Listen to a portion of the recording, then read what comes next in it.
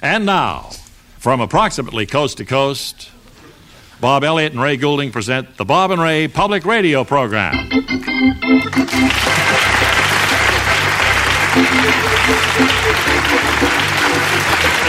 Thank you. I want to introduce an old and dear friend of ours who called our office this afternoon and said he had an important announcement to make. And could he have a few seconds on this show today? Webley Webster, ladies and gentlemen. Well, thank you, Bob. I wanted to come by and make the announcement that I'm going to have an evening with Webley Webster. We've got a lot of people ask us about that. Hit the microphone. I'm sorry. It's all right. We've got a lot of people ask if you were going to repeat that great success you had. No, it's not going to be a repeat. It's going to be a brand new program. Oh, it is. We'll have poetic recitations, and I'll play the organ much like Mr. Free. Really? Only it's a pipe organ. Yeah. I wouldn't use one of those things. What's the matter with that? Well, they sound tinny. I like a big pipe organ. All right. And where are you going to open? Where's the opening performance? William, New Hampshire will be my first concert. They have a lovely theater there. You played there before? Yeah. I have a built-in acceptance in Fitzwilliam. Good place to go back start. there. Good place to start, and we want to wish you a lot of luck. Well, thank you, Ray. You always know it's a pleasure for me to come by and talk to you, fellas. I'm Bob. Oh, right. Let us know how it turns out. We also want to tell you that our sponsors are again with us tonight. The Einbinder folks, the greatest name in fly paper. And by Monongahela, the metal foundry that casts ingots with the housewife in mind. And now Mushies, the great news cereal that gets soggy even without milk or cream, brings you another exciting story of adventure starring Tippy the Wonder Dog. As we look in on the isolated cabin of Grandpa Witherspoon today, we find that a herd of cattle has broken out of a nearby corral and is stampeding through the valley. Gramps has crawled underneath his cot in a desperate effort to escape the approaching stampede, as little Jasper stands in the front window, gazing out at the quiet lull before the storm. Suddenly, the boy turns and speaks. No cows out there now, Gramps. Do you think maybe it's just the quiet lull before the storm? Yeah, consarn it all, you bet your boots. It's just the quiet lull before the storm. That's why I sent that fool dog of yours out for some barbed wire to string around our property before the stampede gets here. Those critters aren't cows like you seem to think, boy. They're full-grown steers. Okay, sorry for the incorrect terminology, Gramps. But aside from that, you don't need to worry about a thing. Tippy will be here with your barbed wire momentarily.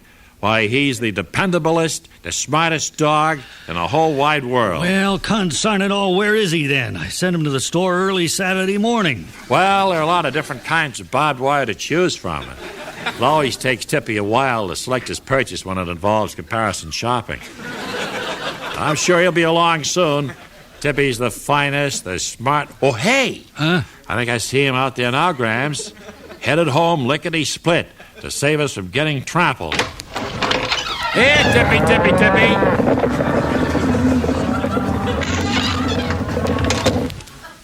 Consarn it all. Give me that barbed wire quick. I can hear those cattle stampeding right outside the door. Oh, I think it was just your vivid imagination, Gramps. I didn't hear anything. Besides, that wasn't Tippy out there after all. It was just that Airedale of the Pagets. He was headed home with a case of electric cattle prods. Batteries included. Consarn it all.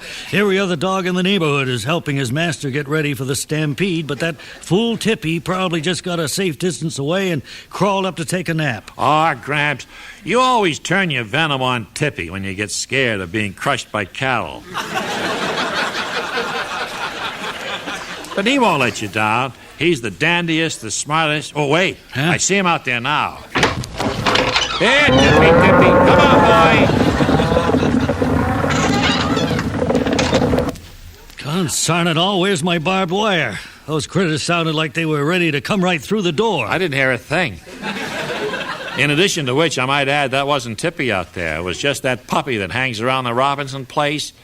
He was headed up that way with a carton of Halloween noisemakers. I guess they used to scare cattle away, you know. Consarn it all, that pup's no bigger than a minute, but he can still be sent out on errands. I'd never trusted that fool Tippy. Oh, gee, Gramps, I don't know why you always lash out at Tippy as a means of releasing your pent-up anxiety. He's the peachiest, the smartest... Oh, hey, wait. I see him out there for sure now, loping up the path to save us again. Come on in, Tippy. That's my good old boy. That's a boy. I think I'm beginning to hear I hear cows out there now, too, Grant. Well, not at all. I keep telling you they're not cows, they're steers, but never mind that. Give me the barbed wire. Maybe I can still string it around the porch to keep us safe. Sorry, Grass. It looks as if the only item Tippy picked up at the store were this baseball bat and an outdoor barbecue. Concern it all, I'm going to make that fool dog wish he'd never been born. No, wait, Grass. Don't you see the clever thing Tippy has done on our behalf? He's figuring how we can profit from the cattle stampede by hitting one of those cows over the head with a baseball bat and then cooking the steaks on this outdoor barbecue. Hey? Boy, oh boy, didn't I tell you, Gramps? That Tippy's the brilliantest, the smartest dog in the whole wide world? Today's thrilling story has been brought to you by Mushies, the great new cereal that gets soggy even without milk or cream. And join us soon for more spectacular adventure starring Tippy the Wonder Dog.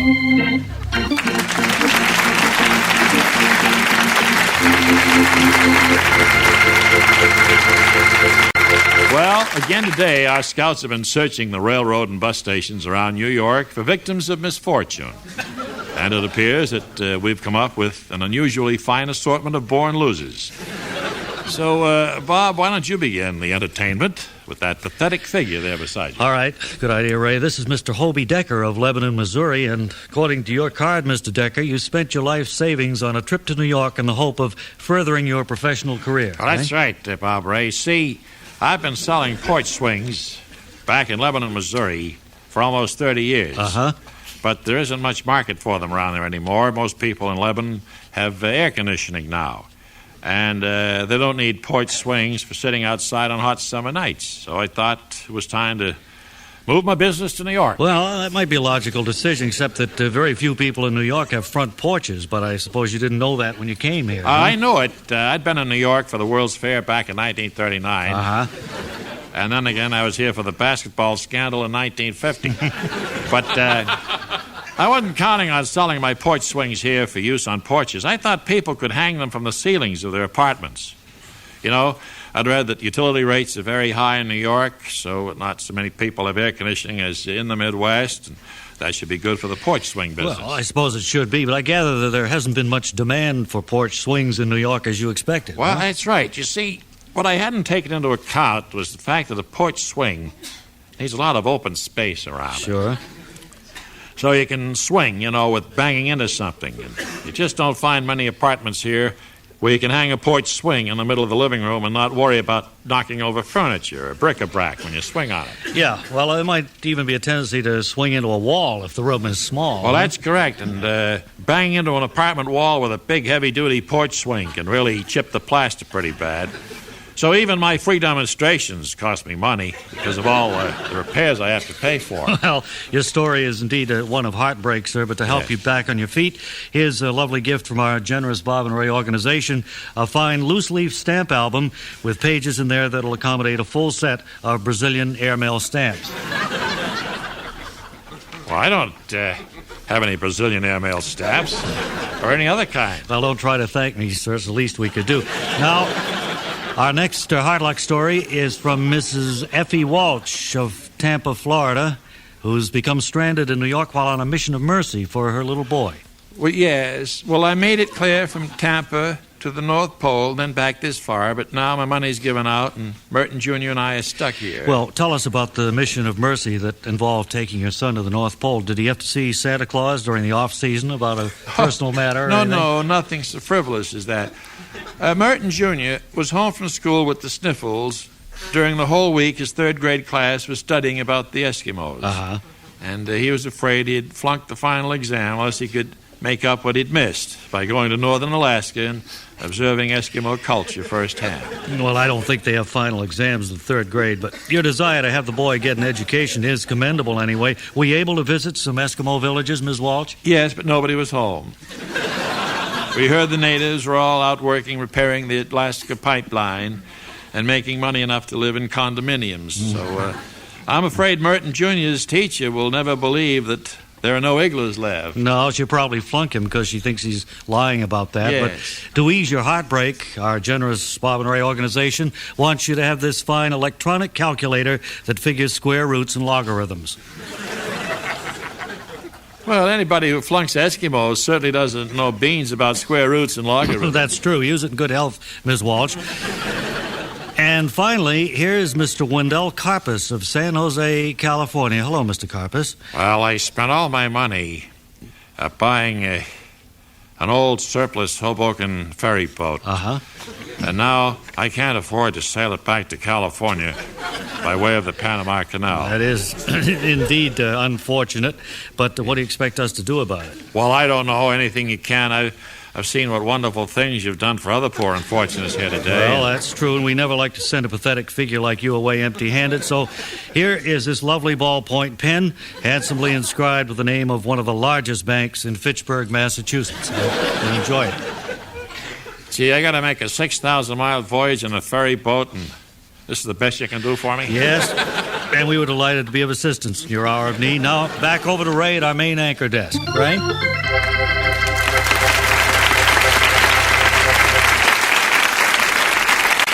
Say, I've got a tip for budget-minded housewives from the makers of Einbinder flypaper. Ladies, we know how the recession has forced you to stop buying many luxury items you once provided for your family. But don't make the common mistake of eliminating flypaper from your shopping list. In the long run, you can only lose money by letting insects eat your pastry goods before you can feed them to your family. So look upon flypaper as what it really is: your insurance against further economic loss. And be sure to ask for genuine Einbinder, the flypaper you've gradually grown to trust over the course of 3 generations.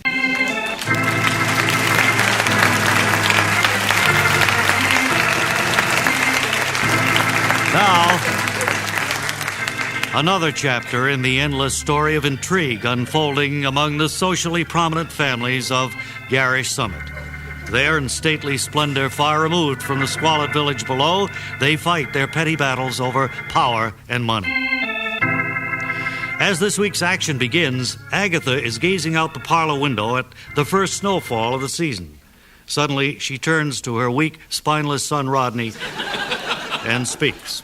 Is today the 23rd or 24th of October, Rodney? I'm delighted you asked, Mother. I've been wanting to show you this 3-function ballpoint pen I bought in the village today. See, it shows the date in this little window on the side. Then when you push the button, it becomes a calculator that gives you the square root of 15 and other things like that. I don't give 2 hoops about the square root of 15. I just want to know whether this is the 23rd or 24th of October. Now, the number in the little window says it's the 24th. Why do you ask? Well, I was just looking at the snow out there, and I got to thinking about your fiancée, Pamela, who was thrown from her horse up on the mountain. You know, the forest rangers say they can't bring her down until the ice melts next spring. Yes, but don't worry, Mother. I can find a lot of ways to occupy my time until Pamela gets back. They have those computer dating services now, you know. Well, it's not your shortage of social activities that concerns me, Rodney. I wasn't even in favor of your wild fling with Pamela. After all, you do have a wife and 3 children. Oh. Yes, Jennifer and the triplets. I hope they're all still well and happy over in the other wing of the mansion here. Well, I don't want to alarm you, Rodney, but I haven't seen any of them in weeks. I just hope your neglect hasn't driven them to some desperate act they'll be sorry for. I often wonder where they are. Here you go, barkeep. Make it another double. I think you've had enough, pal. Besides, you don't look like you're over 21 to me. No, I'm not quite 9.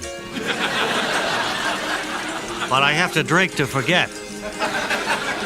You know how it feels to be from a set of triplets who were neglected by their father because he was running around with his secretary and she got thrown from her horse up on Old Baldy and nothing could be done about it until the snow melts except to lower hot soup down to her by helicopter? No, I don't know how that feels. You see, I'm just one of twins myself.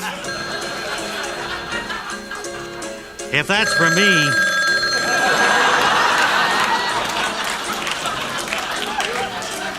If that's for me, tell him I left an hour ago. Hello?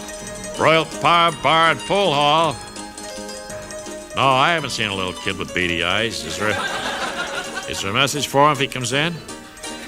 Okay. If you're sure he can stand the shock of hearing about that, I'll tell him he got a call from his mummy's brand new husband. The bartender says the kid's not there, Jennifer. We'll have to leave on our honeymoon without him. Oh, my. I hate to do that, Slick.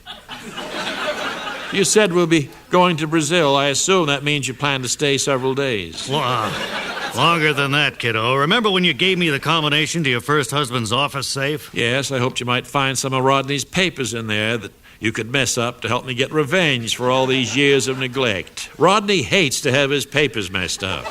Well, I found more than just papers in his safe, Jennifer. Here, look in this duffel bag. My stars. $148 million, all in small unmarked bills. I figure it's money that Rodney pilfered from his mother's company over the years, a few dollars at a time, and now it's ours. So you can see why our honeymoon will be lasting for quite a while. Yes, in fact, I can see a lot of things I never saw before, Slick. You've stolen Rodney's petty cash. And now you're running away to Brazil because you know you can't be extradited from there for grand larceny. No, I wasn't thinking of myself, Jennifer. After all, you're the one who committed bigamy when you forgot to divorce Rodney before you married me. So now you'll have to spend the rest of your life in Brazil if you don't want to go to the slammer for a long, long time. Well, will Pamela consider it another stroke of bad luck when she's carried down from the mountain to find that her fiancé has been robbed of $148 million? Can Jennifer hope to find happiness with a thief instead of the triplets? And what about the bartender at the Royal Palm Bar and Pool Hall? Perhaps we'll learn more next week when we hear the airline pilot say, Rio de Janeiro's completely socked in. I'm going to have to land on the front lawn of the police station in Philadelphia. Well, that's next week when we resume our story of endless intrigue on Gary Summit.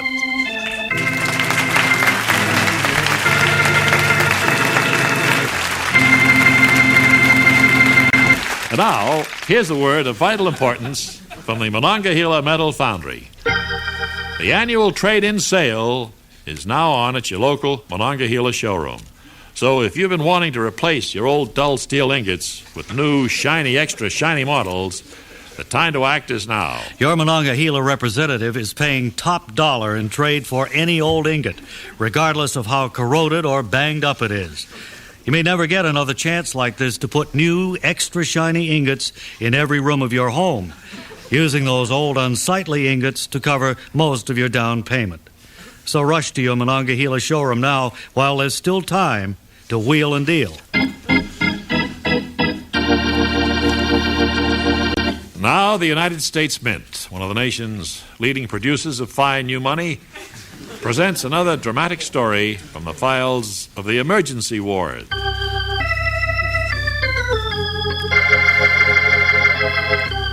Greetings and welcome. I am Dr. Gerhard Snutton, handsome young physician who has not yet established a practice of his own.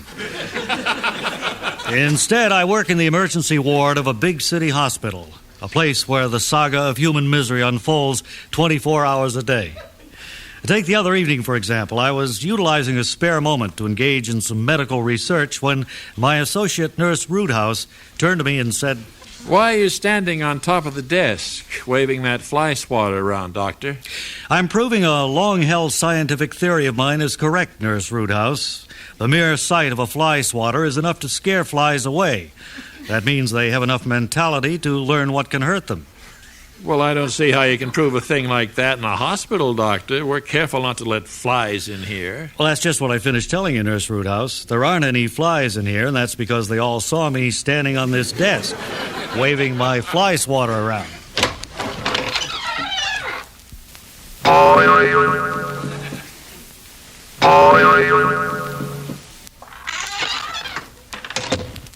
Pardon me. Is this the emergency ward of a big city hospital? Yes, and I'm Dr. Gerhard Snutton, handsome young physician who has not yet established a practice of his own. I might also mention that the salad fork you have sticking out your ear just scraped against our woodwork as you came through the doorway. Oh, I'm sorry about that. I tried not to damage your paint, but this all ties in with my medical emergency. You see, my wife tried out a new recipe on me tonight, and I didn't like it. So she got mad and she stuck this salad fork in my ear. Well, I'll have to prepare you for x-rays. It could be a punctured eardrum. No, I think it was tomato aspic with a little piece of pineapple in it.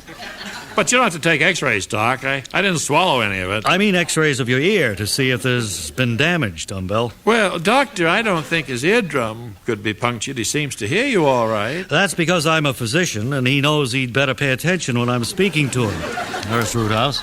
Well, I don't see how that could enter into it. I don't expect you to understand technical relationships like that. After all, you never spent a day of your life in medical school. Well, look, excuse me. If you people are planning to have a fight, I think I'll go get a drink of water. All right. Just don't get any water in your ear. That could spoil the x-ray pictures. Okay, I'll be careful. I'll be gone in a minute, too.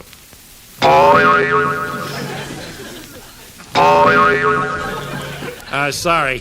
Clumsy oaf. Now, Nurse Roothouse, I want you to call the x-ray department and make a reservation with the photographer on duty. Well, I think they call them x-ray technicians, Doctor, not photographers. Well, whoever they are. I'd prefer that young redhead who just joined the staff if she's on duty this evening. Hey, Doc, look. When I bent over the water fountain here, I must have tilted my head to one side and the salad fork fell out. Well, that's only a natural reaction that you shouldn't be alarmed about. It's a law of gravity. I studied it in medical school. Gee, it's really nice to have an educated man like you around to explain things when they happen. But anyway, I seem to be cured, so what do I owe you, Doc? Well, the x-rays would have been around $75, but since we never took those, I guess $1.50 should take care of everything. That's about right, considering how serious my condition might have been. So here you are, and, well, thanks for everything. Goodbye. Goodbye.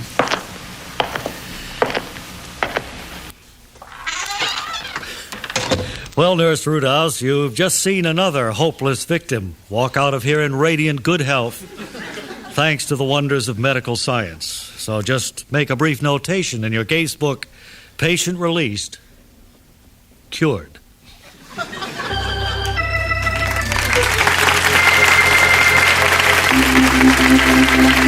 Join us again soon when the United States Mint, one of the nation's leading producers of money, will bring you another dramatic story from the files of the emergency ward.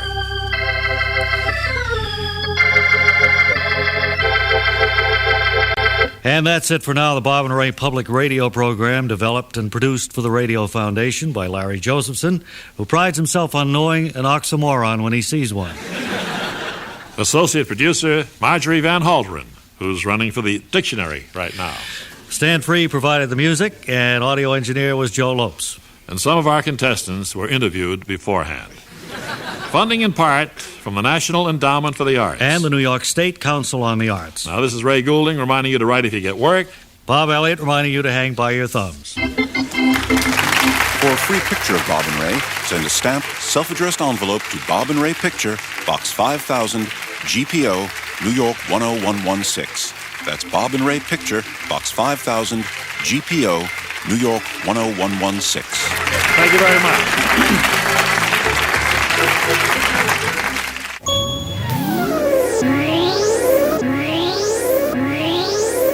This program was independently produced by the Radio Foundation.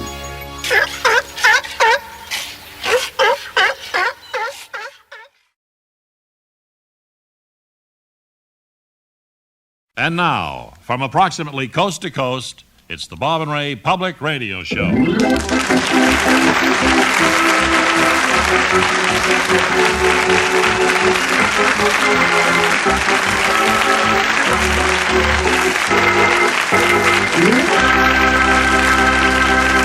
Thank you very much, and welcome again excuse to me, all of you. Bob. Yes. Oh, I'm sorry, but Sergeant Ben Royster is here. Hi, I'm Sergeant Ben Royster, and this is your Army Amateur Hour. Today, coming to you from Fort Armbruster, Ohio, the home of the fighting 379th Horse-Drawn Infantry Battalion. Here on stage with me is our first contestant from Fort Armbruster, and he's going to compete for the coveted Drill Talent Award. He's Corporal Edgar Balch. Welcome to the show, Corporal. Thank you, Sergeant. And I'd just like to send a verbal greeting to all my buddies out there in the 46th Hay Baling Unit of the Fighting 379th Horse-Drawn Infantry Brigade. Okay. You've obviously got a lot of friends pulling for you today, Corporal. I notice you're now letting a lot of white mice out of the cages on top of the piano. Does that tie in somehow with the talent you're planning to display for us? Yes, it does, Sergeant. I have 88 trained mice here. And, of course, that figures out one for each piano key. So as soon as they all get in position, I'll demonstrate how I train them to jump up and down in place, thereby creating a piano melody. Boy, this is going to be different. Okay, you guys, let's fall in line and count off there. I see the mice are scampering around to find their places on the keyboard now. And while they're doing that, Corporal, suppose you tell us how they've been trained to jump up and down. Do they do it by voice command, or do you give the mice an electrical shock? No, it's strictly... It's voice command, Sergeant. I'd never mistreat the little fellows, even though it's harder to train them using humane methods. Well, that's admirable, sir. Well, excuse me, Sergeant. I think they're all in place now. I'd better get started while I still have their undivided attention. All right. By all means, go ahead. The stage is yours, Corporal Edgar Balch. Okay, now, let's look alert, fellas. 1, 2, 3, and go. 6,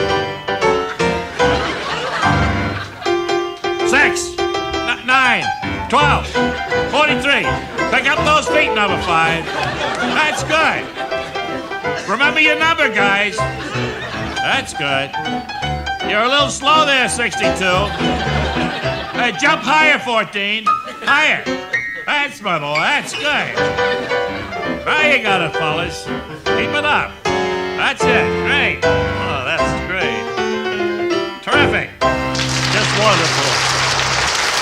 And a beautiful tune, Corporal. Really great job of animal training. And I'm sure we'll be seeing you in the district finals of our Drill Talent Award competition to be held in the Yale Bowl next February. And now our next contestant here on the Army Amateur Hour is Major Bertram Pudgman. I suppose your friends call you Bert. No, they call me Major Pudgman. Of course, I don't have any really close friends. I guess we don't have to go into your personal problems about making friends. Why don't you tell us about the talent you've chosen to display here today? Well, I do impersonations of famous military commanders in history. Mm-hmm. Quite a number of them, became my heroes while I was up there at West Point. Right. And I've worked up a little act built around my impressions. All right, well, that sounds like good, clean entertainment. So, stage is all yours, Major Bertram Pudgman. Well, first, here's my impression of a great favorite of mine, and I'm sure of yours too, General Mark Clark. To the rear, hot. To the right flank, hot. Put, hot. And that's all of him. How about a nice round of applause for the Major's impression of General Mark Clark? Well, I guess the men aren't going to applaud. You might as well go ahead, Major, with your next... All right. Well, here's everybody's favorite from World War I, General Blackjack Pershing. Hold it! Take back! At ease, men! That's all I do on Pershing. I don't think this is going over too well, Major. All right, it'll be okay. I'll get to my big finish here. All right. The hero of the Mexican War, General Winfield Scott. Oh. Hop, 2, 3, 4, 2, 3, 4. That's it. Thank you. I think you better duck out the back way before they tear you to pieces, Major. I don't know what went wrong. My orderly loved it. Yeah, well, there he goes. Bye. Our final contestant, Major Bertram Pudgman, and this is Sergeant Ben Royster saying so long until next time when we'll be coming your way from the Exeter, New Hampshire Marine Base, home of the battling 14th. See you then.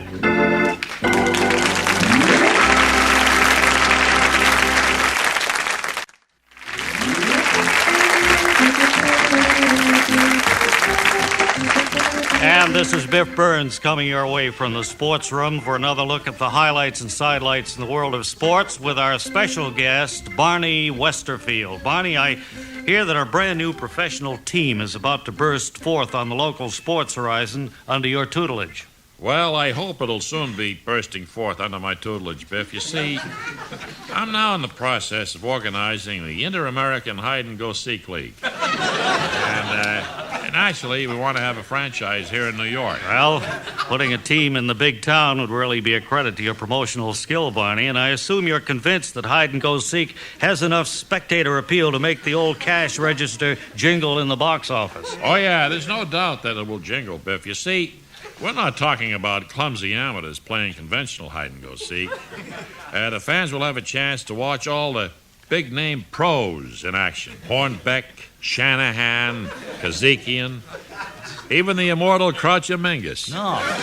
Yeah, we signed him to a 6-figure contract today. Landing the Croucher is certainly a credit to your promotional skill. I assume you have a number of local people who want to operate the valuable New York franchise under your expert tutelage. Well, of course, I'm offering my tutelage to all the teams around the league until they get on their feet, Biff. Not many local promoters are experienced in professional hide-and-go-seek.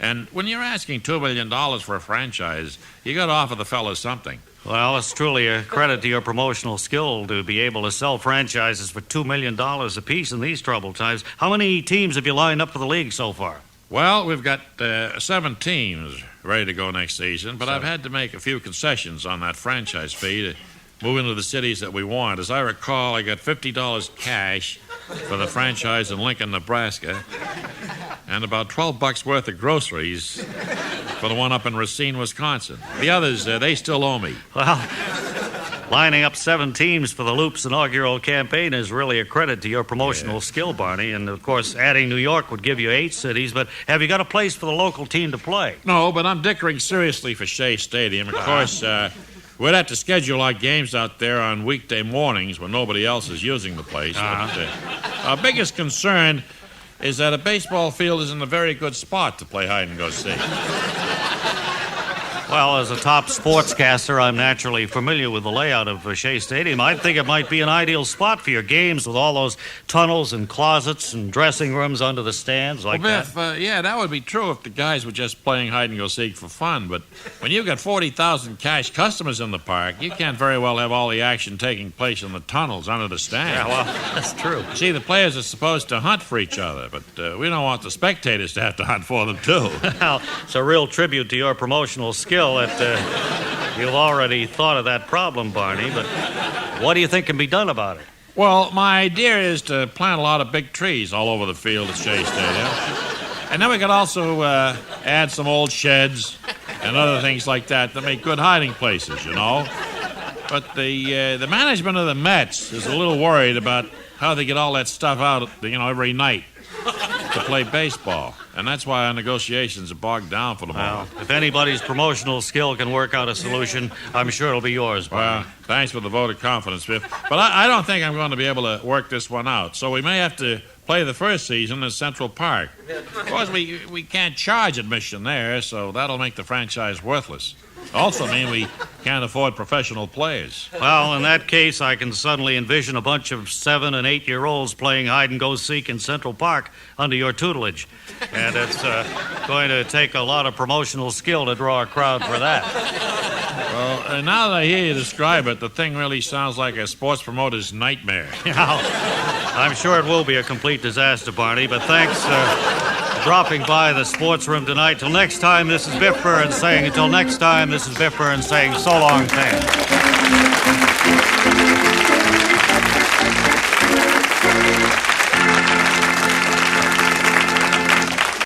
Well, now, here's a shopping tip from the makers of Einbinder flypaper.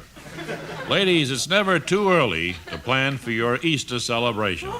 So, isn't it about time now that you started shopping for some brightly colored spring flypaper to go on your Easter bonnet? As I'm sure you're aware, flies have difficulty telling the artificial fruit and flowers on ladies' hats from the real thing. You certainly don't want to be embarrassed by having insects swarm around your head as you attend services at the church of your choice on Easter Sunday. So better act now while ample supplies of yellow, orange, and pink flypaper remain for the coming spring season. But remember, the latest fashion shades are available only in genuine Einbinder flypaper, the brand you've gradually grown to trust over the course of 3 generations.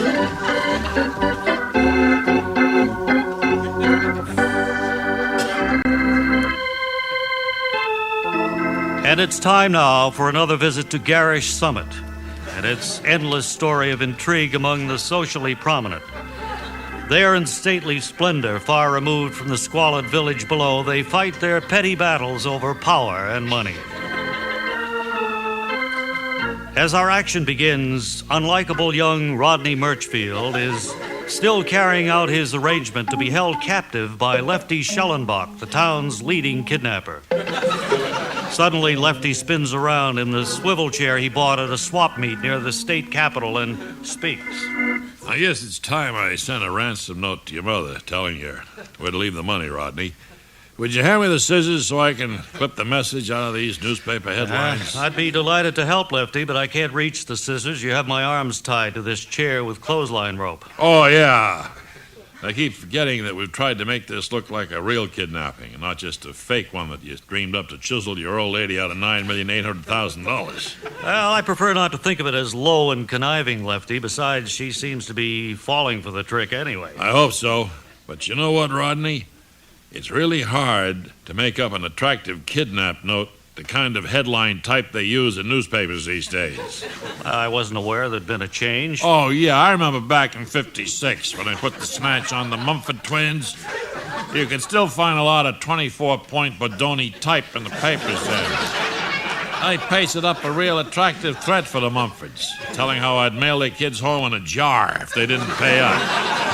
Yes, I recall when that note was introduced as evidence at your trial. The district attorney commented about the attractive typeface. Exactly. But now everything's this harsh, modern junk. No nice curlicues on the letters. Now, a woman of your mother's breeding is going to be pretty upset to get a note in ugly type like this. Well, she'll be upset to get it, all right. I can picture her reaction to it now. Well, as you might have guessed, Wilfred, my reaction to this ransom note is very negative. Well, naturally, Miss Agatha, there's something about a sans serif type face that seems so cold and impersonal. Well, that's not what upsets me, you ninny. The kidnapper is demanding almost $10 million to release Rodney unharmed. Yes, Mum. I suppose that would be a negative factor, too. And then, making matters worse, the blackguard tied the note around a rock and tossed it through the music room window. Well, I guess the person who's already facing the gas chamber for kidnapping figures he might as well commit petty vandalism, too. Yes, true, Mom. Yeah. You're a keen judge of human nature. Perhaps it's your sensitivity that gives me courage to speak out on a matter that's come to my attention. Of course. You know, I've always been concerned about your feelings, so if you have something to say, just spit it out before I send you on your way without so much as a letter of reference. Yes, Mom. Thank you, Mom. It's about the ransom figure, $9,800,000. That's the exact amount your auditor found overdrawn from Mr. Rodney's petty cash account at the office.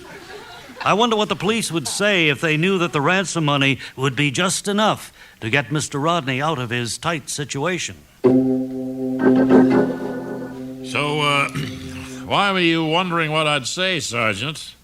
I've been working on the Murchfield kidnapping case ever since it broke, and the figure $9,800,000 doesn't ring a bell with me. Well, it's the amount of ransom they've asked for, Chief. By coincidence, it's also the exact amount that Rodney seems to have embezzled from Murchfield lead mining. Yeah, well, that's what I meant. Outside of those things, it doesn't ring a bell with me. Does it ring a bell with you? Maybe.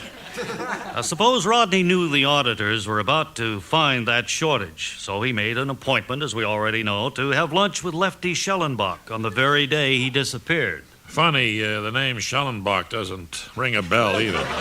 He kidnapped the Mumford twins 30 years ago.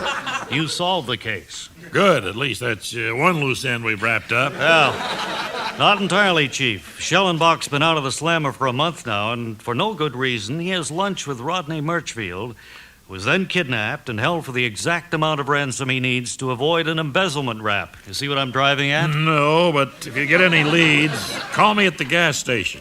Rodney bought a new oil filter there on the day he disappeared, and I intend to find out the reason why. Now, will the young squirt at the gas station knuckle under and tell all he knows? How did Lefty send a ransom note to Agatha clipped out of newspaper type when he couldn't reach the scissors? And why hasn't the broken glass in the music room ever been swept up? Perhaps we'll learn more next time when we hear Lefty say, Do you spell decapitated with 1 K or 2? That's next time when we return again to Garish Summit.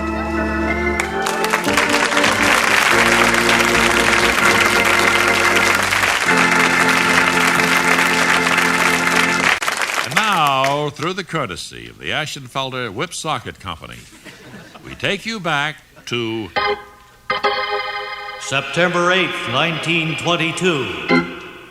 Herman L. Barchwood invents the rooftop television antenna. Bob and Ray was there. Hey, Herman, will you cut out that racket? Oh, good morning, Luther. I hope I wasn't disturbing you with my hammering. Well, as a matter of fact, you were. You know, being an inventor yourself, you ought to realize how loud noise can keep a person from concentrating. I haven't gotten any work done on my latest project all morning. Well, I'm sorry, Luther, but I'm about finished here now anyway. I was just nailing this wire down the side of the house from my new invention up on the roof there. What do you think of it? Well, I'm not sure what to think of it, Herman. I don't know what it is. A metal pole with a lot of horizontal bars sticking out from it. What's it for, anyway? It's a place for migratory birds to stop and rest on their way south. Huh? See, I've designed all those prongs sticking out to be just the right size for a bird's foot.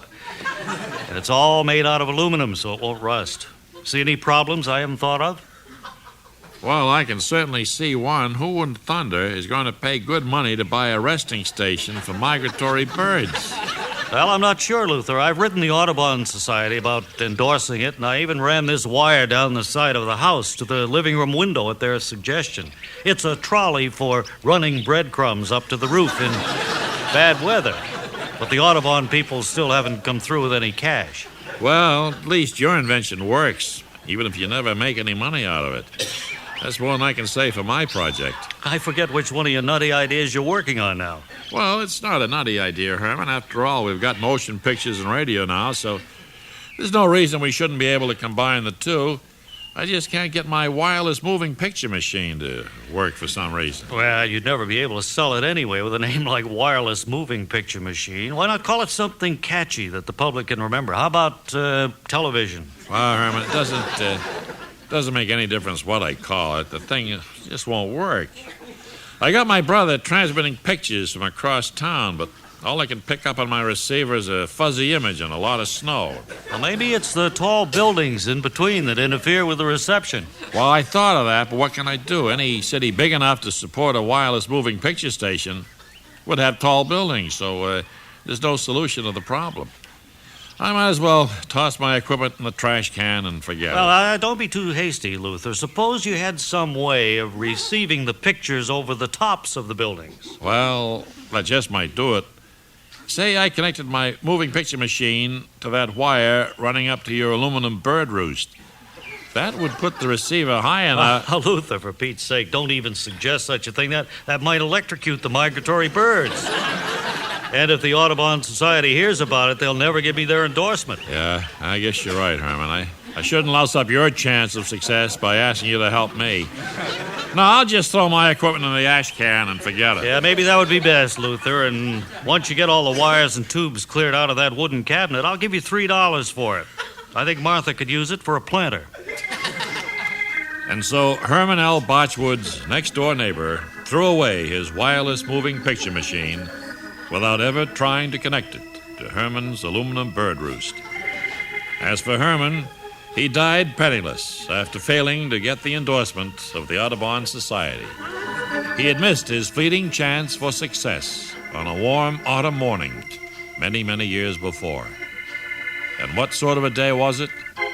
A day like all days that alter and illuminate our times. The date September 8th, 1922, Herman L. Barchwood invents the rooftop television antenna. Bob and Ray was there.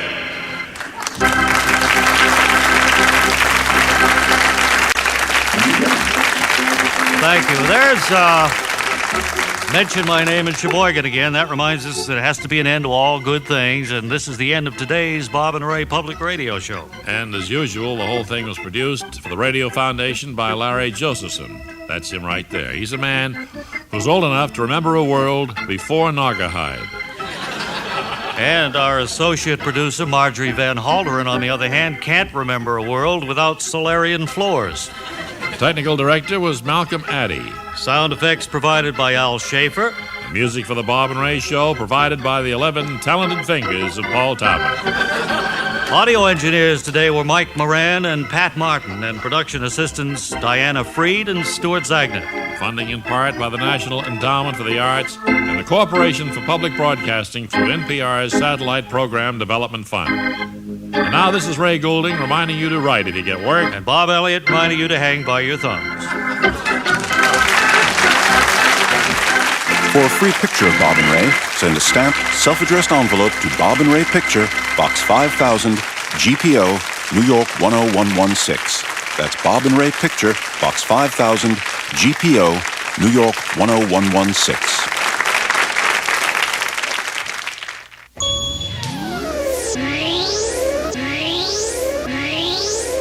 This program was independently produced by the Radio Foundation.